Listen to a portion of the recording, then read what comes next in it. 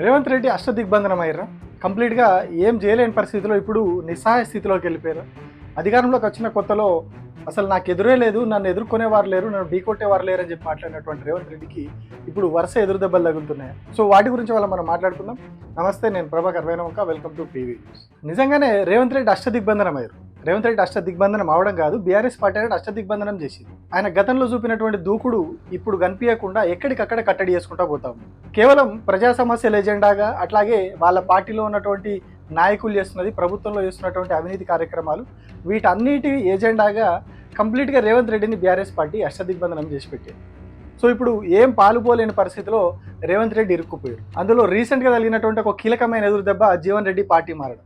కరడు పెట్టిన కాంగ్రెస్ నాయకుడు, ముందు నుంచి కాంగ్రెస్లో ఉన్నటువంటి వ్యక్తి, కాంగ్రెస్ అంటే జీవన్ రెడ్డి అంటే కాంగ్రెస్ అన్నట్టున్న పరిస్థితి నుంచి ఆయన ఎందుకు పార్టీ మారారు, అది కూడా పార్టీ అధికారంలో ఉన్నప్పుడు ఆయన పార్టీ మారి ప్రతిపక్షంలోకి పోయారు. సో ఇది జాతీయ స్థాయిలో కూడా చర్చనీయాంశమైంది. జాతీయ కాంగ్రెస్ నాయకులు కూడా రాష్ట్ర కాంగ్రెస్ నాయకుల మీద ఆగ్రహం వ్యక్తం చేసినట్టు చెప్తా ఉన్నారు ఈ ఇష్యూలో. సో ఈ ఇష్యూ జరుగుతూ ఉన్నది. ఆయన కేసీఆర్ని కలిసిర్రు, 1-2 రోజుల్లో జాయినింగ్ కూడా ఏర్పాట్లు చేసుకుంటా ఉన్నారు. ఇదంతా జరుగుతూ ఉన్నది. సో ఇదే తరుణంలో ఇంకొక అంశం బయటకు వచ్చింది, అది పోచారం శ్రీనివాస్ రెడ్డి. ఇప్పుడు ఆయన కూడా బీఆర్ఎస్ నుంచి పోయి కాంగ్రెస్లో చేరారు. సో ఆయన కూడా ఇప్పుడు అక్కడ కంటిన్యూ అవుతారా లేదా బయటికి వస్తారా అనే చర్చ జరుగుతుంది. ఎందుకంటే దానికి ఇగో ఈ మాటలే దానికి నిదర్శనం అనేది ఒకటి ఉన్నదా, ఏమన్నా కదలిక ఉందా లేదా, సీనియర్ ఎమ్మెల్యేలండి. నేను నిన్న మొన్న ఎమ్మెల్యే కాలేదు. వల్ల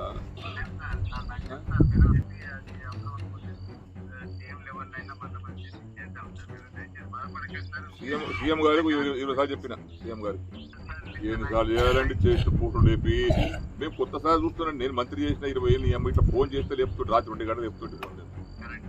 అది ఎమ్మెల్యేల ఫోన్ లేపారండి వీళ్ళు. ఈ అమ్మ దరిద్రం పాడైపోయి మేము పనులేక చేస్తామండి, ఫోన్ లేమన్నా మజాకు చేస్తామా తమాషాగా చేస్తామా ఏమన్నా. మేము పనులేక చేస్తామండి, ఫోన్ లేమన్నా మజాకు చేస్తామా తమాషాగా చేస్తామా ఏమన్నా. అందరిలా కూడా కాదు కదా. నేను నాకు స్వార్థం కోసం నాకు ఆ పైరు చేయి, ఈ పైరు చేయి, నాకు అదని చెప్తాం కాదు కదా. ప్రజల కోసం ఫోన్ చేస్తాను నేను. ఇంకా మాలాంటి వాళ్ళకు కూడా రెస్పాన్స్ లేకపోతే ఎందుకంటే ఇంకా ఈ రాజకీయం పాడైపోయింది, దరిద్ర రాజకీయం. నా నిర్ణయం వేరే ఉండే. నా నిర్ణయానికి ఇలా ఇట్లాంటి ప్రభుత్వంలో, ఇట్లాంటి పరిస్థితుల్లో మా ఫోన్ లేకపోతే ఎవరు చెప్పుకోవాలి? శ్రీ గారు, మేము ఎవరితో మాట్లాడాలి మేము? సో చూసారు కదా ఆయన ఏం చెప్తుండో. ఆయన చాలా సీనియర్ నాయకుడు. పార్టీ ప్రభుత్వం మారంగానే ఆయన పార్టీ మారిపోయిండు. సో ఇప్పుడు ఆయననే రిలీజ్ అయినట్టుగా కనిపిస్తూ ఉన్నాడు. సో ఆయన కూడా ఉంటాడా, మళ్ళీ రిటర్న్ వస్తాడా అనేది అర్థం కాని పరిస్థితి. సో ఈ పార్టీ మారిన వ్యక్తుల విషయంలో, ఈ రాజకీయాల విషయంలో ఇది. సో ఇంకొక వైపు అవినీతి. సొంత కేబినెట్లో ఉన్నటువంటి మంత్రులందరి మీద ఒకరి తర్వాత ఒకరి మీద అవినీతి ఆరోపణలు వస్తూ ఉన్నాయి. ప్రభుత్వం ఏర్పడిన మొదటి నుంచి కూడా ఈ అవినీతి ఆరోపణలు వస్తూ ఉన్నాయి. ఇప్పుడు అవి ఇంకింత పెరిగినాయి. స్టార్టింగ్లోనే ముఖ్యమంత్రి రేవంత్ రెడ్డి తన బామర్ది కాంట్రాక్ట్లు ఇచ్చుకున్నాడని ఆరోపణలు వచ్చినాయి. ఉత్తమ్ కుమార్ రెడ్డి రైస్కు సంబంధించిన కుంభకోణం, ఆయన మీద ఆరోపణలు వచ్చినాయి. పొంగులేటికి కాంట్రాక్ట్లు ఇచ్చుకున్నారని అప్పుడు ఆరోపణలు వచ్చినాయి. సో ఇదంతా గతం. కానీ ఇప్పుడు వర్తమానంలో ప్రస్తుతం జరుగుతున్నది ఏంటంటే, పొంగులేటి శ్రీనివాస్ రెడ్డి మీద ఒకటి నాదర్గుళ్ళు ఇష్యూ, అక్కడ ఉన్నటువంటి భూములను ఆయన కొడుకు లాగేసుకుంటున్నాడు అని ఒకటి, ప్రభుత్వ భూమిని లాగేసుకుంటున్నారు, ఇంకొకటి ఒక ప్రైవేట్ భూమిని కబ్జా చేసుకోవడానికి ప్రయత్నిస్తున్నారు. ఒక క్రషర్ పెట్టిరు అక్కడ, అది కూడా పర్మిషన్ లేకుండా నడిపిస్తూ ఉన్నారు. ఇదంతా మొన్న అసెంబ్లీలో కూడా చర్చ జరిగింది, రచ్చ జరిగింది. మొదటి షోకాజ్ నోటీస్ స్పందన లేదు, మొదటి డిమాండ్ నోటీస్కు స్పందన లేదు, మొదటి లెటర్ పొల్యూషన్ కంట్రోల్ బోర్డుకు రాస్తే వాళ్ళు కూడా స్పందన లేదు. రెండవసారి ఇన్స్పెక్షన్ చేసి రెండవసారి మళ్ళీ రాఘవ కన్స్ట్రక్షన్కి ఇచ్చినటువంటి షోకాజ్ నోటీస్. అధ్యక్ష, this is the official document. ఎందుకు ఈ ప్రభుత్వం మౌనంగా ఉంది? ఎందుకు ఆ కంపెనీ పట్ల మీరు నిశ్శబ్దంగా ఉన్నారు? అందుకే చెప్తున్న, రక్షకుడే భక్షకుడైండు. రాఘవ కన్స్ట్రక్షన్స్ 8th డిసెంబర్ వరకు పర్మిట్ ఫీ ఆఫ్ 1,22,25,446 రూపీస్ వారు ఆల్రెడీ పే చేసినారు. సినరేజ్ ఫీ ఏమో 1,52,97,825 రూపాయలు ఆల్రెడీ కట్టినారు. అక్రమం జరుగుతుందని ప్రభుత్వానికి ఫిర్యాదు చేయలే. ప్రభుత్వమే స్వయంగా ఏ ప్రాంతాలలో ఇసుక దోపిడీ జరుగుతుంది, ఖనిజ దోపిడీ జరుగుతుంది, ప్రభుత్వ ఆదాయానికి గండి పడుతుందని కనుక్కొని మేమే ఆ నిధులను రాబట్టుకునే కార్యక్రమంలో భాగంగా ఈరోజు రాఘవ కన్స్ట్రక్షన్స్కు నోటీస్ ఇచ్చినాం. మా నోటీస్కు స్పందించి దాదాపుగా 3 కోట్ల రూపాయలు ప్రభుత్వానికి చెల్లించాల్సిన పన్నులు చెల్లించడమే కాకుండా వాళ్ళు తీసుకోవాల్సిన అనుమతుల గురించి కూడా మా అధికారులు చేసిన సూచనను వాళ్ళు అమలు చేయాల్సిందిగా మేము ఆదేశాలు ఇచ్చినాం. సో ఇప్పుడు ఆ పొంగులేటి శ్రీనివాసరెడ్డి స్వయంగా 2 పెద్ద ఇష్యూల్లో ఇరుక్కున్నారు, పెద్ద కుంభకోణాల్లో ఆయన పేరు బయటకు వస్తాం. సో మరొక వైపు మంత్రి సీతక్క ఏవైతే అంగన్వాడీలకు మొబైల్ ఫోన్లు ఇవ్వమని సెంట్రల్ గవర్నమెంట్ చెప్పిందో ఆ ఫోన్ల విషయంలో ఇప్పుడు మంత్రి సీతక్క ఒక పెద్ద వివాదంలో ఇరుక్కున్నారు. ఆమె ఎదురుదాడి చేస్తుండొచ్చు గాక, నేను మహిళను, గిరిజన మహిళను నన్ను ఇట్లా అంటారా, ఆమె ఎదురుదాడి చేస్తుండొచ్చు గాక, నిజంగానే అట్లా ఆమె ఏ తప్పు చేయలేదు అనుకున్నప్పుడు దాని మీద ఒక ఎంక్వైరీకి ఆదేశిస్తే నిజంగానే మొబైల్ ఫోన్స్ కథ ఏంది అనేది ప్రపంచానికి అంతా తెలుస్తుంది. 6-7 విలువ చేసే ఫోన్ని 11,000కు పైగా రూపాయలు పెట్టి కొనుగోలు చేసిరంటే ఎంత పెద్ద స్కామ్ జరిగిందో మనకు చూస్తేనే అర్థమైపోతుంది. మనం అమెజాన్లో, ఫ్లిప్కార్ట్లో ఆ మొబైల్ మోడల్ కొడితే దాని కాస్ట్ ఎంత అనేది వస్తుంది. అందరూ 5G ఫోన్లు ఇస్తే వీళ్ళు 4G ఫోన్లు ఇచ్చారు. సో అక్కడ కూడా మళ్ళీ రేట్ వేరియేషన్ ఎట్లా మారిపోయింది అనేది మనకు క్లియర్గా కనిపిస్తూ ఉన్నది. ఆ ఫోను ప్రైస్ చూస్తేనే మనకు అక్కడ స్కామ్ అనేది అర్థమైపోతూ ఉన్నది. సో ఇట్లా ఒకరి తర్వాత ఒకరు అన్నిట్లలో వాళ్ళు ఇరుక్కొని పోతా ఉన్నారు. ఇటు ముఖ్యమంత్రి రేవంత్ రెడ్డి స్వయంగా ఈ మూసీ వ్యవహారంలో ఆయన రోజుకు ఒక మాట మాట్లాడడం, ఫస్ట్ ఏమో ప్రక్షాళన అనడం, తర్వాత అభివృద్ధి అనడం, తర్వాత ఇంకేదో పెద్ద పెద్ద బిల్డింగ్లు కడతామనడం, తర్వాత గాంధీ సరోవర్ పేరు చెప్పడం, ఇక అది కూడా వ్యతిరేకత వచ్చేసరికి మళ్ళీ మసీదు, చర్చ్, గురుద్వారా, గుడి ఇట్లా ఇవన్నీ తీసుకొచ్చి ముందు పెట్టడం, ఇదంతా కూడా పెద్ద కాంట్రవర్సీలు ఇరుక్కున్నారు. ఆయన కేవలం రియల్ ఎస్టేట్ వ్యాపారం, దాని ద్వారా డబ్బులు దండుకోవడం అనే విషయం వాళ్ళు ప్రతిసారి పూటకో నిర్ణయం మార్చడం వల్ల, పూటకో డిజైన్ మార్చడం వల్ల, పూటకో ఒక అంశాలు తెరపైకి తేవడం వల్ల వాళ్ళంతటా వాళ్ళే బయట పెట్టుకున్నారు. సో ఇట్లా ఇటు ముఖ్యమంత్రి కూడా ఇరుక్కున్నాడు. సో ఇట్లా ఎవరిని చూసినా ఎవరో ఒకరు ఏదో ఒక ఇష్యూలో ఇరుక్కొని మంత్రులందరూ కూడా ఇబ్బంది పడతా ఉన్నారు. సో ఇది ఇట్లా ఉంది. ఇక సోషల్ మీడియాలో ప్రశ్నిస్తే కేసులు పెట్టడం, చిన్న విమర్శ చేసినా వచ్చి అమాంతం అరెస్ట్ చేసుకొని తీసుకుపోయి జైలు పంపడం, ఇట్లాంటి కార్యక్రమాలు మనం 2 ఏళ్ళుగా చూస్తూ ఉన్నాం. కానీ ఇటీవల బీఆర్ఎస్ పార్టీ దాన్ని కూడా కట్టడి చేసింది. ఏదైతే నల్లబాల్ కేసులో సుప్రీంకోర్టు వరకు వెళ్ళి హైకోర్టు ఇచ్చినటువంటి ఏదైతే జడ్జిమెంట్, అట్లాగే సోషల్ మీడియా కేసులో వచ్చినటువంటి గైడ్ లైన్స్ని ప్రపంచానికి పరిచయం చేసింది. దేశం అంతా కూడా దాని ఒక బెంచ్ మార్క్ జడ్జిమెంట్గా మారిపోయింది. సో ఇప్పుడు ఎక్కడ కూడా సోషల్ మీడియాలో విమర్శిస్తే కేసులు పెట్టాలన్నా కూడా పోలీసులు జంకే పరిస్థితి వచ్చింది. ఇది ఒకటే కాదు, గతంలో చాలామంది మీద పెట్టిన కేసులను హైకోర్టు క్వాష్ చేసింది, అంటే కొట్టేసింది. సో అంటే తప్పుడు కేసు అనే విషయం కోర్టు గుర్తించింది. అందులో వీళ్ళు పెట్టిన సెక్షన్లు కానీ ఇదంతా కూడా బలం లేదు, అసలు దీనికి దానికి సంబంధం లేదనే విషయం కోర్టు గుర్తించింది కాబట్టి ఆ కేసులు కొట్టేసింది. అంటే పోలీసులు తప్పుడు కేసు పెట్టినట్టే కదా లెక్క. సో అట్లాంటప్పుడు పోలీసుల మీద చర్యలకు అవకాశం ఉంటుంది కదా. సో ఆ దిశగా బీఆర్ఎస్ పార్టీ ఇంకొక కార్యాచరణ కూడా చేస్తున్నదని చెప్పి చెప్తా ఉన్నారు. మొన్ననే వాళ్ళు ఒక వీడియో రిలీజ్ చేశారు, అందులో చెప్తారు వాళ్ళు, మేము పోలీసుల మీద క్రిమినల్ డిఫమేషన్ కేసులో కూడా సిద్ధమవుతా ఉన్నాం అని చెప్పి బీఆర్ఎస్ పార్టీ వాళ్ళు చెప్తా ఉన్నారు, వాళ్ళ లీగల్ సెల్ చెప్తా ఉన్నారు. నువ్వు ప్రతి ఒక్క సిటిజన్ తప్పు చేసినప్పుడు గవర్నమెంట్ ఆఫీసర్ కావచ్చు, గవర్నమెంట్ ప్రోగ్రామ్స్ కావచ్చు, చీఫ్ మినిస్టర్ కావచ్చు, ఎంత వాడైనా క్రిటిసైజ్ చేసే హక్కు వాళ్ళకుంది. తప్పుడు కేసులు పెట్టినప్పుడు బీఆర్ఎస్ లీగల్ సెల్ వాళ్ళకు అండగా ఉంటుంది. అవసరం ఉంటే సుప్రీంకోర్టు వరకు వెళ్ళైనా కూడా వాళ్ళు కంటికి రెప్పలా కాసుకునే బాధ్యత బీఆర్ఎస్ లీగల్ సెల్ ఆల్రెడీ తీసుకుంది.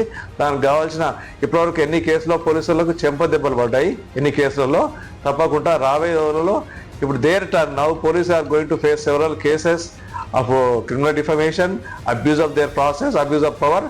అండ్ తప్పకుండా రాబోయే రోజుల్లో కూడా గవర్నమెంట్, ఇప్పుడు ఉన్న గవర్నమెంట్ పర్మనెంట్ కాదు, మళ్ళీ గవర్నమెంట్ మారినప్పుడు they are going to face the disciplinary proceedings also.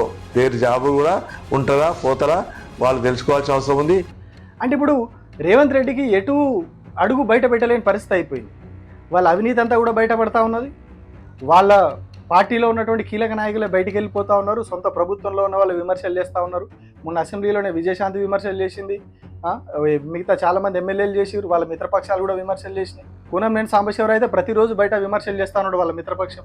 So ఇట్లా అన్ని దిక్కులుగా బిగుసుకుపోయారు.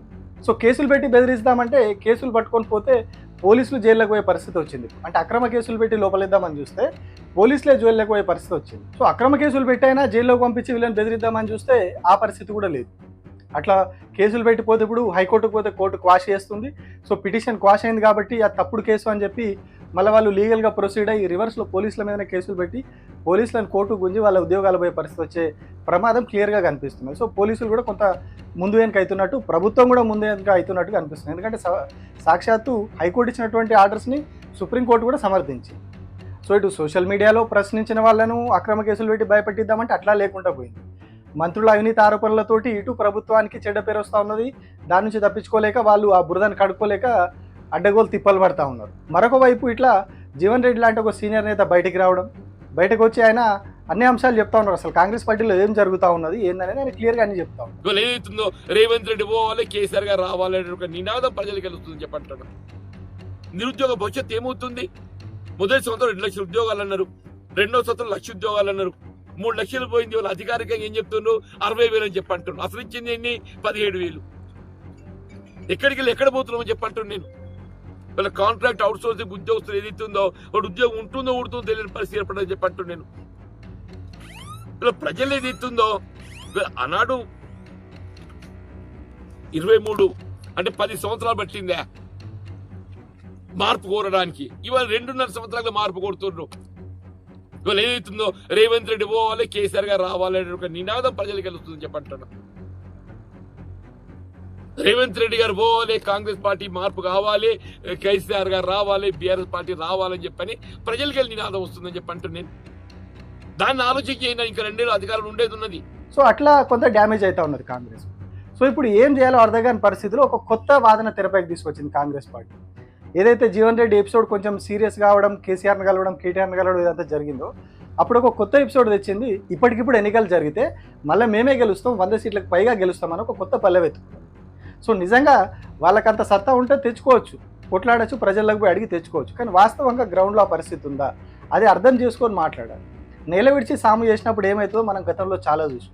సో ఇప్పుడు వీళ్ళు కూడా నేల విడిచి సాము చేయడమా లేకపోతే ఇష్యూని డైవర్ట్ చేయడమా అనేది ఇక్కడ మనం అర్థం చేసుకోవాలి. కేవలం ఇష్యూని డైవర్ట్ చేయడానికి ఈ జీవన్ రెడ్డి ఇష్యూ కావచ్చు, మంత్రుల ఏదైతే అవినీతి ఆరోపణలు కావచ్చు, ఈ సోషల్ మీడియాలో కట్టడి చేద్దాం, అక్రమ కేసులు పెట్టి లోపలేద్దామని తీవ్ర ప్రయత్నాలు చేసి 2 ఏళ్ళుగా చేసింది ఇప్పుడు కింద పడిపోవడం కావచ్చు, ఏం చేయలేకపోవడం కావచ్చు, ఇట్లాంటి అన్నిటి నుంచి డైవర్షన్ చేయడానికి ఇప్పుడు కొత్త పల్లవి మేము గెలుస్తాం 100 సీట్లకు పైగా అనేది కొంత క్యాడర్ని అడ్జస్ట్ చేసుకోవడానికి, క్యాడర్ను భయపడకుండా క్యాడర్ని కొంత కాపాడుకోవడానికో లేకుంటే వాళ్ళు ఆత్మస్థైర్యం నింపడానికో ఈ కొత్త పల్లవి ఎత్తుకున్నారు. కానీ నిజంగానే కంప్లీట్గా ఎటు చూసినా మనం ఏ రకంగా చూసినా రేవంత్ రెడ్డి కాంగ్రెస్ పార్టీ అష్టదిగ్బంధనం అయిపోయినాయి.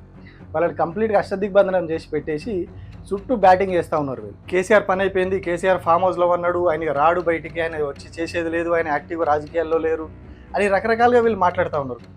అటు కాంగ్రెస్ కావచ్చు, బీజేపీ కావచ్చు. కానీ ఆయన ఫామ్ హౌస్లో పన్నడు, తాగుతుండు, రకరకాలుగా ముఖ్యమంత్రి ఎట్లా మాట్లాడుతుండో మనం చూస్తాం.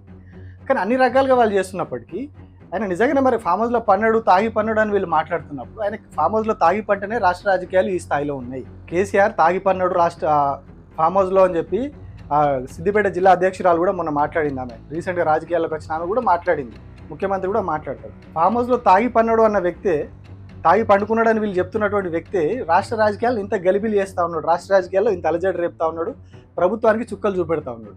మరి నిజంగానే ఆయన గ్రౌండ్లో దిగితే పరిస్థితి ఇంకెట్లా ఉండాలి? ఏ స్థాయిలో వీళ్ళందరూ కూడా హడలిపోవాలి? ఏ స్థాయిలో ఇంకా వీళ్ళ స్కామ్లు బయటకు వస్తాయి, వీళ్ళ మీద ప్రభుత్వం మీద ఎదురుదాడి స్టార్ట్ అవుతుంది, ప్రజా సమస్యల మీద ఇంకా పోరాటం జరుగుతుంది. సో ఈ లెక్కను చూస్తే కేసీఆర్ అక్కడ ఉండడమే కొంత బెటర్ అనిపిస్తుంది. కేసీఆర్ ఫామ్ హౌస్లో ఉండడమే అధికార పార్టీకి, ప్రభుత్వానికి కొంత బెటర్. వన్స్ ఆయన బయటకు వచ్చిందంటే ఇంకా పరిస్థితులు దారుణంగా అయితే, ఎందుకంటే ఆయన లోపల ఉంటేనే పరిస్థితులు ఇట్లా ఉన్నాయి, ఆయన ఇంకా కంప్లీట్గా గ్రౌండ్లో దిగితే ప్రభుత్వానికి ఇంకా దారుణంగా ఉంటుంది పరిస్థితి అనే విషయం క్లియర్గా మనకి ఇక్కడ అర్థమైపోతుంది. Thank you.